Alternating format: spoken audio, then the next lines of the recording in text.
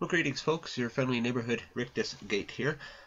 I know I said in Bible Thumping Wingnuts comment section there on his last video that I was done. I am in a way done, but I find this subject so fascinating personally that I am turning it around and taking it as an exercise and digging deeper into theory of knowledge and all this kind of stuff. So that's part of the exercise of doing this, is me thinking out loud in a way as well, to really suss out what I actually think I know and all this kind of stuff. So there's a lot of certainty ideas going around with the pre-sup thing. Just wondering, I have a question. Are you certain you're going to die? Now, I'll answer that myself. Am I certain I am going to die?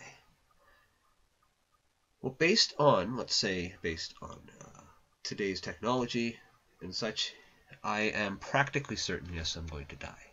And I don't see any need necessarily to go into to explain why I am practically certain of that, because it's all out there. I mean, I'll go so far as to say I watched my own brother die in front of me, so I've seen it. Now, that's today. Now, technology, who knows? They're looking for the holy grail of whatever it is, the immortality thing. So one day, maybe, guess what? I'll have the choice of not dying. Of course, if I live that long, of course, which is who knows if they'll ever do that. But maybe one day that'll change, and I'll say, well, I'm not certain I'm going to die. It could change, possibly, based on technology. Now, let's say 150 years ago, at that time. Well, at that time, yeah, you're basically certain you're going to die. There was no technological things or science or medication or medicines, whatever, on the horizon that would hint at anything to do with being immortal or living a very long time, other than this whole fountain of youth myth stuff.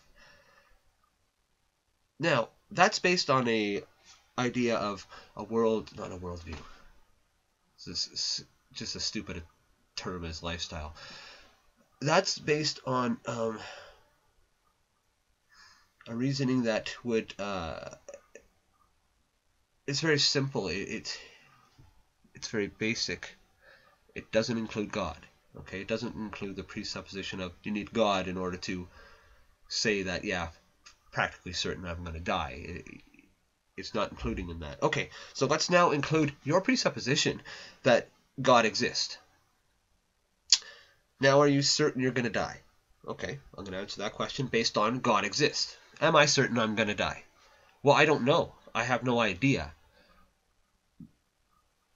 Because the God that you're positing, and this is the precept thing, right? It's from the Bible. So there's a few examples in here where Elijah, he took up in a chariot into heaven. He didn't die. Enoch was translated that he should not see death. If you would ask the day before, if you were asked Enoch, hey, Enoch, are you going to die? He would probably say, oh yeah. As far as I know, I'm practically certain I'm going to die. Guess what? So, this whole idea of this certainty thing, it really renders knowledge. It renders anything moot. It's pointless. Knowledge is useless. Here, I'm going to read quickly, briefly, just the beginning of this. This is an excellent essay that I found. I'm going to read it, and I'm not going to tell you where the essay is from to begin with, or the title or anything. I'll tell you this after I read this brief essay, this part. It is possible to imagine a world characterized by complete certainty. All future events and changes would be known in advance and could be predicted precisely. There would be no errors and no surprises. We would know all our future events and actions, and their outcomes. In such a world, nothing could be learned, and accordingly, nothing would be worth knowing. Indeed, the possession of consciousness and knowledge would be useless. For why would anyone want to know anything if all future actions and events were completely predetermined, and it would not make any difference for the future course of events whether or not one possessed this or any knowledge? Our actions would be like those of an automaton, and an automaton has no need of any knowledge. Thus, rather than representing a state of perfect knowledge, complete certainty actually eliminates the value of all knowledge. Obviously, we do not inhabit a world of complete certainty. We cannot predict all of our future actions and their outcome. There are in our world surprises. Our knowledge of future events and outcomes is less than perfect. We make errors, can distinguish between failure and success, and are capable of learning.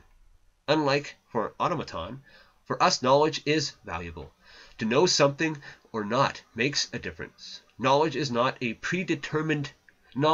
of predetermined events and states of affairs, but knowledge of how to interfere with and divert the natural course of events so as to improve our subjective well-being. Knowledge does not help us predict an unalterable course of events, but is a tool of purposefully changing and hopefully bettering future outcomes and events. Our actions, unlike the operations of an automaton, are not a series of predetermined events which the knower cannot influence, and with respect to those whose outcome he is indifferent. Rather, our actions are sequences of decisions or choices of altering the predetermined course of events to our advantage. We are never neutral or indifferent toward the course of future events. Instead, we always prefer one course of events over another, and we use our knowledge to bring about our preferences. For us, knowledge is practical and effective, and while it is imperfect and subject to error, it is the only means of achieving human betterment.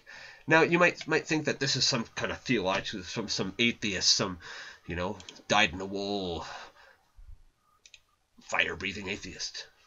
Well, I hate to disappoint you, but that's an essay from 1997 by Hans Hermann Hoppe, who is an economist. This is an essay about insurance. It's called Uncertainty and Uncertainty, or How Rational Can Our Expectations Be? It's about insurance from the Review of Austrian Economics. Nothing to do with philosophy, nothing to do with theology, atheism, theism. This is a ubiquitous theory of knowledge across the board. Whether you like it or not, this is theory. It's as simple as that. And, other people have, of course, said far more eloquently than I ever could. So, I encourage you all to take a look at that stuff. And I invite you, BTWN, in the new year, I'm going to start a book reading hangout. And everybody, we're all there to learn something, all there to open-minded to learn.